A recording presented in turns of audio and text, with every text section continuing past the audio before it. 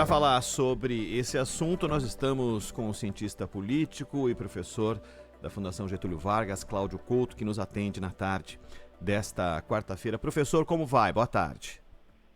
Como vai, Ronald? Boa tarde a você também. Prazer estar aí conversando com você, com os ouvintes da Bandeirantes. Prazer é nosso. Nesses 2 anos, as coisas não pararam nos atos em si, poderiam, né? Teria tema suficiente para falar de cada fragmento de tudo aquilo que aconteceu, mas ao longo desses 2 anos foram feitas descobertas importantes, algumas delas extremamente preocupantes, como por exemplo, plano para matar personalidades da República. A gente chega no início de 2025 com a PGR tomando conta do relógio do que vai acontecer, o que pode vir a acontecer com os processos, com os responsáveis por tudo aquilo que aconteceu na tentativa de golpe. Como é que o senhor acompanhou ao longo desse tempo, e tantas vezes já falamos sobre isso aqui, o estágio em que a gente chega e o encaminhamento desses processos? Olha, acho que houve um avanço bastante grande, né, em várias frentes. Você até mencionou aí que há várias dimensões, né, de todo esse processo.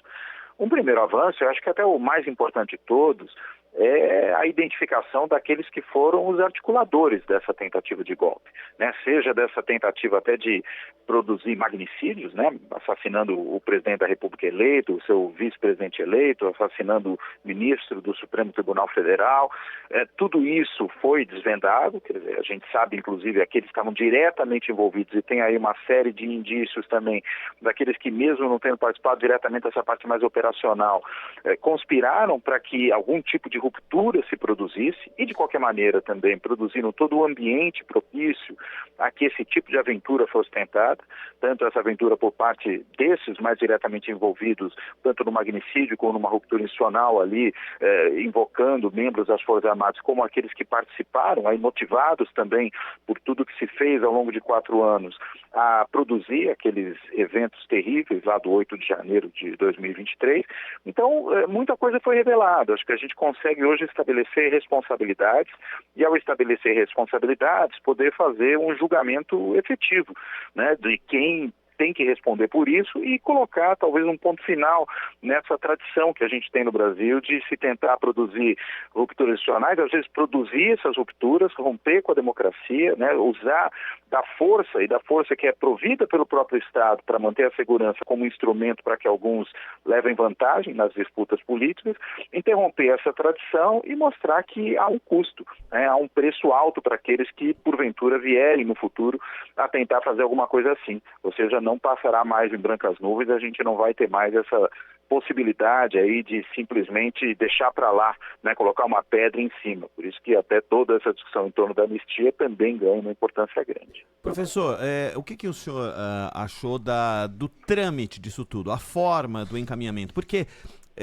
a gente poderia falar, em determinados momentos o assunto diminuiu. Acho que como naturalmente diminuiria. Só que espasmos foram acontecendo, e aí só entre aspas espasmos, é uma delação premiada de Mauro Cid, é o reconhecimento de uma mensagem de texto, é a descoberta de uma minuta golpista. Esses ingredientes foram surgindo num tempo que não deixaram que o assunto saísse da pauta. O senhor achou que tudo aquilo que veio acontecendo foi dentro de um relógio possível para, nesse momento, chegar na mão do ministro Paulo Gonet e aí, a partir de agora, 2025, uma tomada de decisão mais efetiva possa acontecer?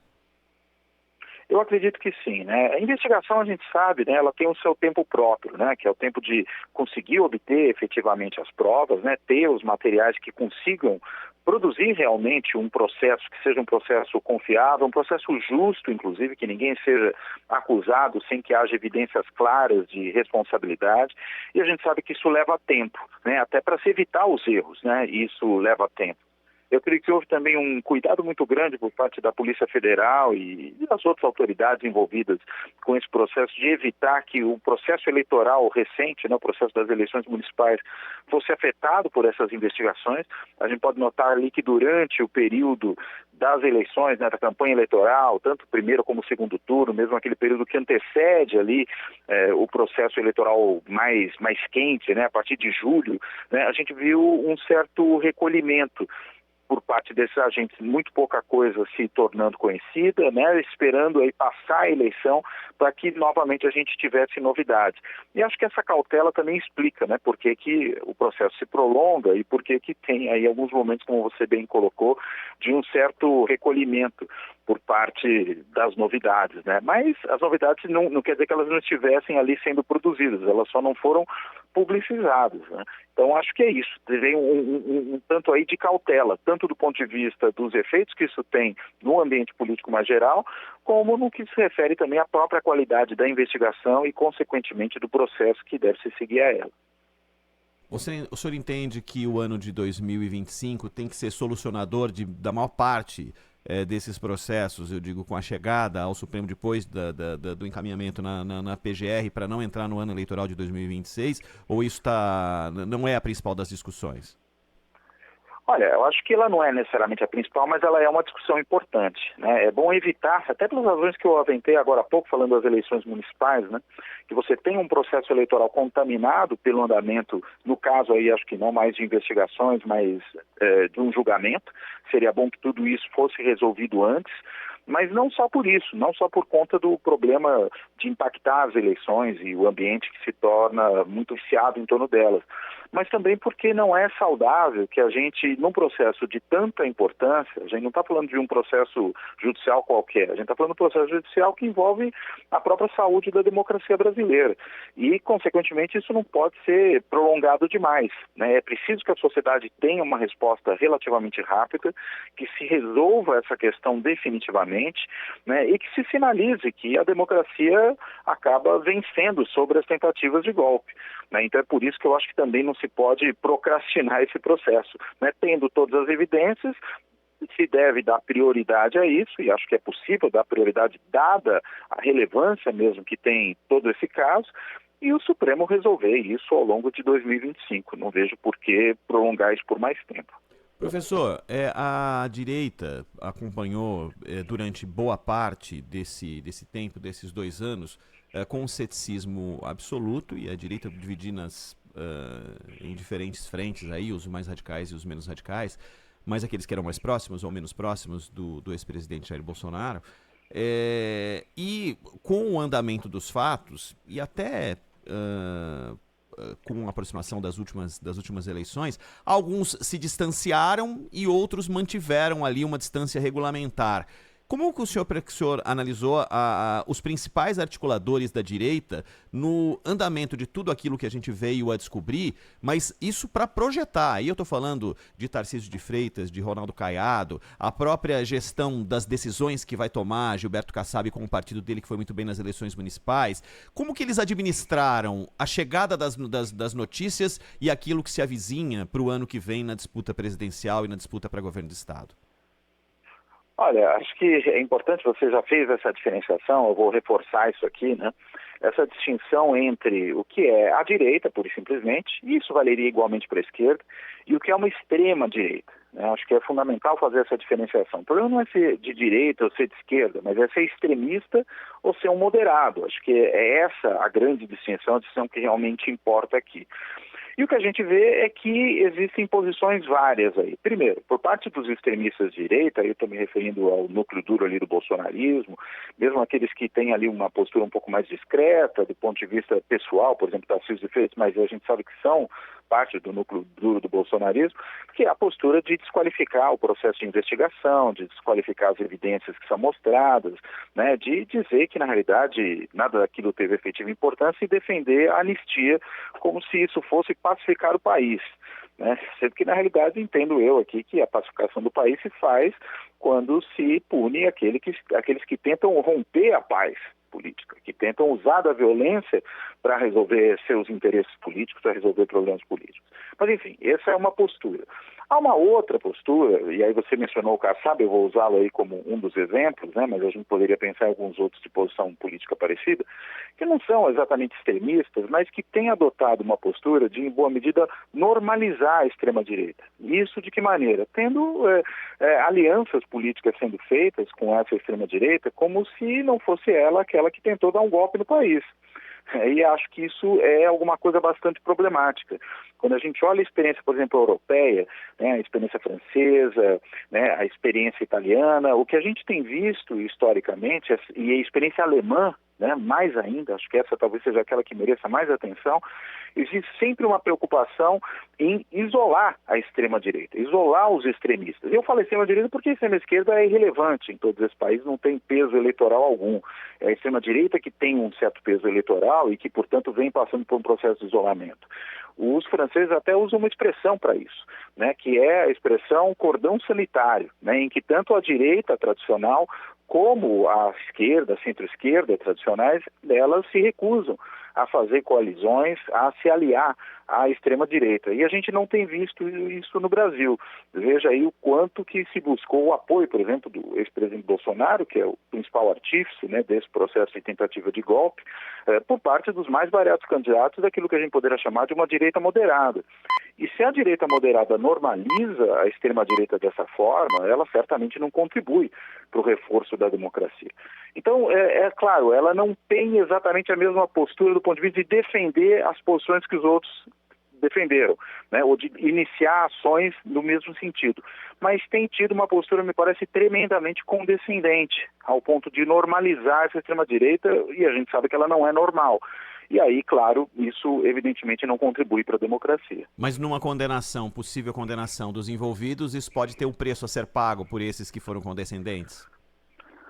Eu acredito que sim, isso pode vir a ser cobrado deles, né? Mas eu duvido que, diante de uma condenação, eles queiram se irmanar com aqueles cujo apoio procuraram, por exemplo, agora no recente processo eleitoral. Imagino que vão aí lavar as mãos e deixar que o processo produza os seus efeitos. Acho que ninguém vai querer abraçar aqueles que correm o risco aí de sofrerem duras punições por parte do Supremo Tribunal Federal quando for julgar esses casos. Acho que essa normalização vai até o ponto em que se percebe que ela começa a ficar cara demais, né? Enquanto ela dá benefício, o pessoal normaliza. Na hora que ela começa a se tornar, ao contrário disso, prejudicial, aí acredito que a tendência é se afastar. Talvez não fazer nenhuma meia-culpa, mas pura e simplesmente silenciar e acatar a decisão da justiça.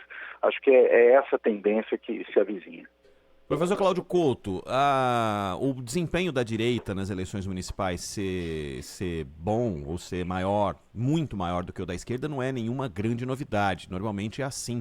Os países, os partidos do Centrão, o MDB, normalmente ganham muito mais prefeituras. Mas o resultado da esquerda deixou os líderes da esquerda preocupados com aquilo que aconteceu e principalmente em cidades maiores, onde a esquerda disputava um pouco mais a par e passo ali com os outros partidos. A mudança na comunicação do governo tem mais a ver com o desempenho do governo que o governo quer mostrar, ou um recado que foi dado a partir do ano passado precisa ter o início de um novo processo de comunicação para não tomar os efeitos disso um pouquinho mais para frente?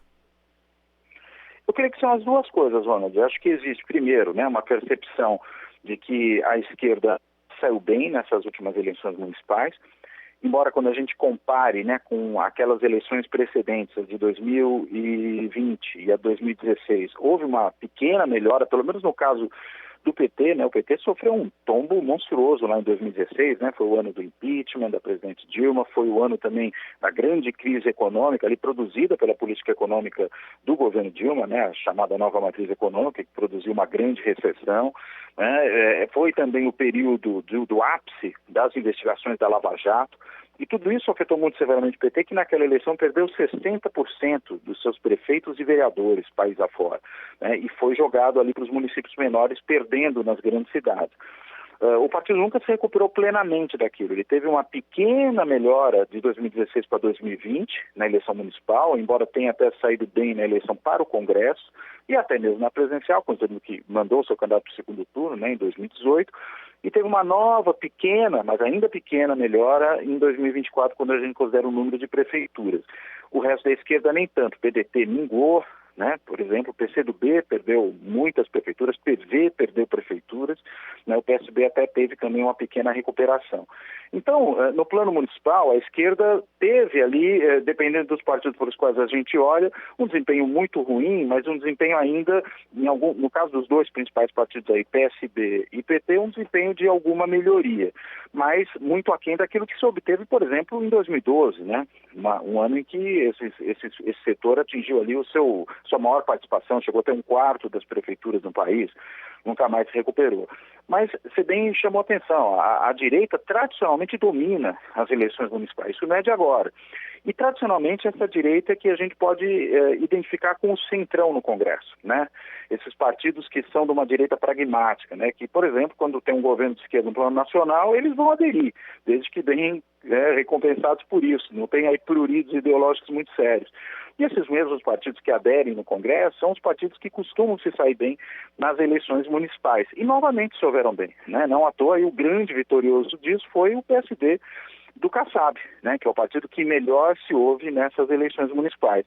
Mas eu chamaria a atenção também para um fato, né? Que o partido do Bolsonaro, o PL, e aí se a gente quiser juntar um pouquinho o Partido Novo, que também tem aí perfilado uma posição na extrema-direita, né, uma linha auxiliar do bolsonarismo, eles chegaram a 11% das prefeituras. A gente não tinha uma extrema-direita colocada, né, implantada em nível municipal antes das eleições de 2024, e passou a ter. Então, há todo esse desempenho que acho que tem motivos, né, para realmente preocupar o governo, inclusive porque isso também cria precedentes para a eleição para o Congresso 2 anos depois, né, da eleição municipal, que tem aí nessa rede, né, que se articula entre prefeitos e vereadores, uma plataforma de campanha muito importante. Isso é uma coisa. E a outra, claro, é o desempenho do próprio governo, né, que vem tendo aí avaliações que não são muito positivas, não chega a ser um desastre. A gente tem uma divisão mais ou menos um terço, né, entre os que avaliam o governo como ótimo ou bom, regular ou ruim e péssimo, então está uma divisão muito clara, não é muito melhor, né, não é muito diferente, inclusive, do que aparecia, melhor dizendo, com o governo Bolsonaro, que você tinha essa mesma divisão.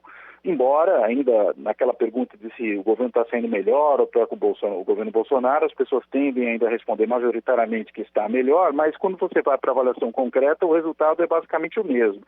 Então, claro, o governo tem motivos também por conta dessa avaliação dele, e não só do seu campo no plano eleitoral, e no caso, no plano eleitoral municipal, o governo tem motivos para tentar melhorar, pelo menos, a sua comunicação. Claro, tem que também fazer as entregas, né? Tem que resolver os problemas do país, tem que fazer com que as pessoas percebam que o governo está saindo bem. Mas, para além disso, não é só fazer as coisas, é também comunicar bem aquilo que porventura seja feito. Nós estamos conversando com o professor Cláudio Couto, cientista político, professor da Fundação Getúlio Vargas, na tarde desta quarta-feira, aqui no Bandeirantes Acontece.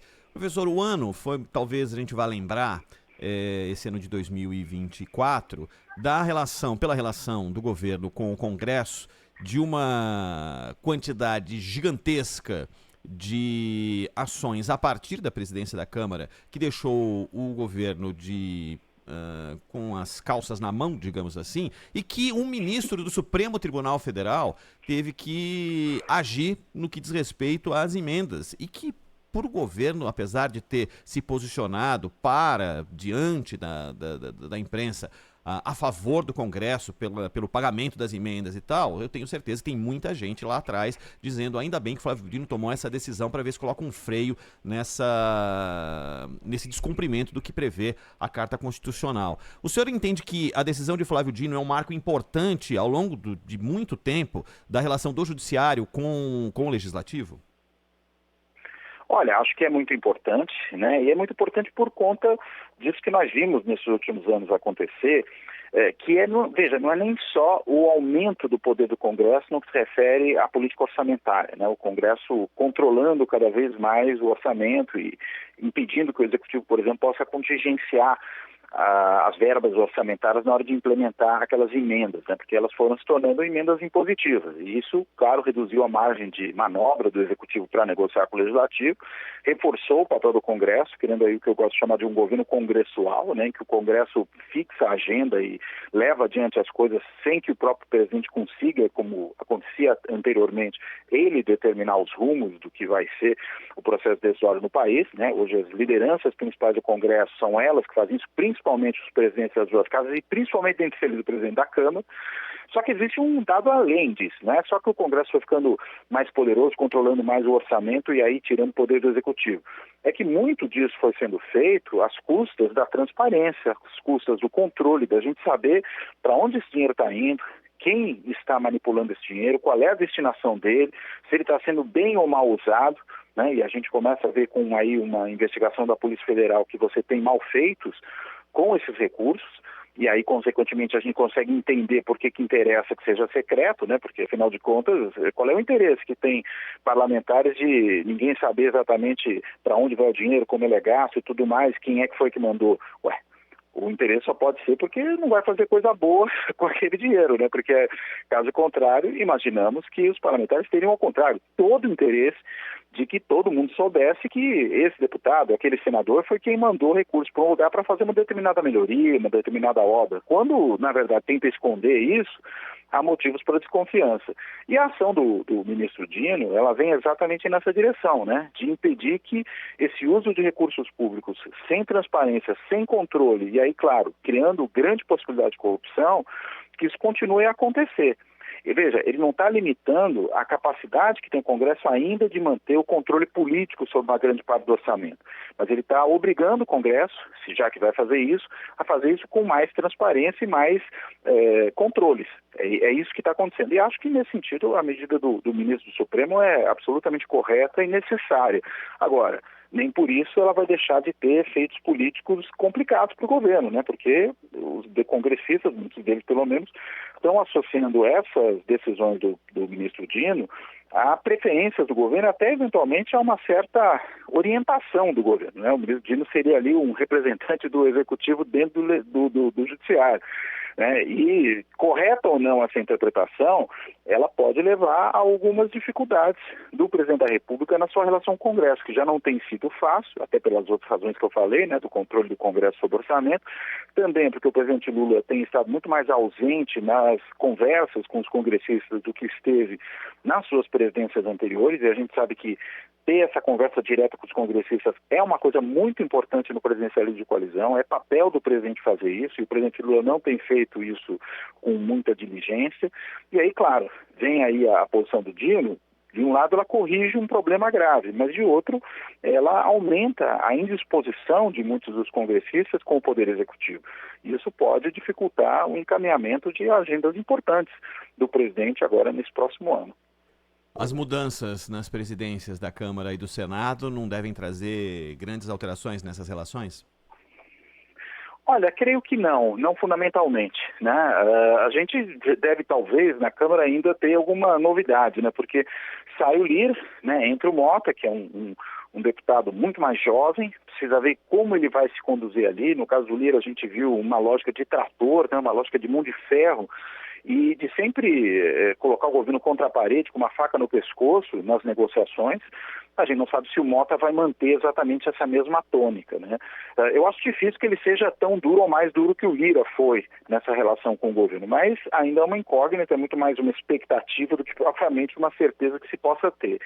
E no caso do Alcolumbre, bem, aí a gente já tem um precedente, a gente já sabe o que foi a gestão dele, né? É uma gestão que, eu diria, não tende a ser muito mais fácil para o governo do que foi a gestão Pacheco, né? O Pacheco era uma figura muito ambivalente, dava uma no cravo, outra na ferradura, às vezes ajudava o governo, às vezes criava dificuldades. Acho que o presidente Alcolumbre deve ser um presidente, talvez, que imponha um pouco mais a sua própria agenda ao governo. Mas, lembrando que ele tem indicado os seus que ocupam ministérios, então talvez tenha razões também, interesse em ter uma relação melhor, né? Eu acho que a dificuldade maior tende a vir, se vier, da Câmara, mas ainda é uma incógnita porque o novo presidente aí que deve assumir, o presidente Mota, é uma incógnita, né? A gente não sabe exatamente como, na presidência, nessa posição, ele vai se comportar. Pacheco deve se preocupar a partir de agora com o governo de Minas Gerais, é o que tudo indica? Olha, é o que se imagina, né? Mas ele próprio tem dado muitos sinais de que talvez não tenha tanto interesse assim, né? Em disputar essa eleição, o que é até um tanto quanto surpreendente, mas é o que faria sentido para ele, né? Alguém que já ocupou a presidência do Senado, né? Ocupou por mais de um mandato, né? Porque afinal de contas conseguiu continuar de um mandato para o outro. E, enfim, para onde ele vai agora, né? Acho que não é pura e simplesmente voltar para o plenário do Senado ou assumir uma convenção de Constituição e Justiça, embora isso também possa ser algo do seu interesse imediato, mas faria muito mais sentido imaginá-lo mesmo como candidato ao governo de Minas, né? Estrutura política para essa tentativa ele tem, né? O seu partido, o PSD, é um partido grande em Minas Gerais, né? Teve um bom desempenho nas eleições municipais, é um partido muito bem estruturado, e ele pode contar, claro, com o apoio do governo federal na sua tentativa de disputar essas próximas eleições. E o próprio presidente da República e o seu grupo, claro que tem interesse, né, em ter um candidato forte em Minas, né? Minas é um estado muito populoso, é um dos grandes colégios eleitorais do país, o segundo maior colégio eleitoral do país. Então, eu imagino que é o que mais faz sentido para o Pacheco hoje é realmente mirar no governo de Minas. Professor, prometo que é a última. Seria, no caso do presidente Lula ser efetivamente o candidato do PT à reeleição, eu fico imaginando aqui a posição de Gilberto Kassab, né, que disse em inúmeras entrevistas que primeiro que o Tarcísio tem que se candidatar só em 2030 e que se o Lula se candidatar ele ganharia de qualquer um. Seria um absurdo imaginar Kassab indicando Eduardo Paes para vice de Lula em 2026? Olha, não, absurdo não é, mas eu não considero que seria o mais provável, né? Primeiro porque acho muito difícil, dado o bom relacionamento que o Lula estabeleceu com o vice-presidente Alckmin ao longo desse primeiro quadriênio, que ele queira abrir mão dessa Alckmin parceria. não gostaria de concorrer novamente ao governo de São Paulo? Olha, talvez até gostaria. Precisa ver se ele vai avaliar que é uma boa oportunidade agora em 2026, enfrentar o Tarcísio, né?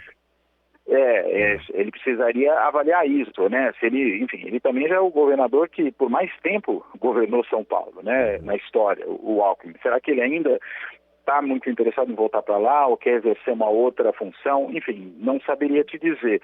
Mas acho que o cálculo eleitoral talvez seja o primeiro ponto, né? O quanto vale a pena para ele tentar isso. Acho que é um candidato potencialmente forte. A gente precisa ver também como é que Tarcísio chega daqui a 2 anos, né? Ele tem enfrentado agora problemas sérios aí na área de segurança, isso pode lhe produzir algum desgaste. Precisa ver como é que a avaliação geral do governo do Estado vai chegar daqui a 2 anos. Claro que isso vale para todos, né, que vão disputar a eleição daqui a 2 anos, mas no caso específico aqui que a gente está discutindo, se Tarcísio chegar forte em 2026, eu não acredito que Alckmin vai talvez querer arriscar a continuidade na vice-presidência por um governo, por uma tentativa de concorrer ao governo do Estado, mas é uma figura que inclusive é popular no interior do Estado, pode ser que tenha aí um bom desempenho se vier a tentar. E aí, claro, se abriria espaço, né, para Lula ter um vice do PSD.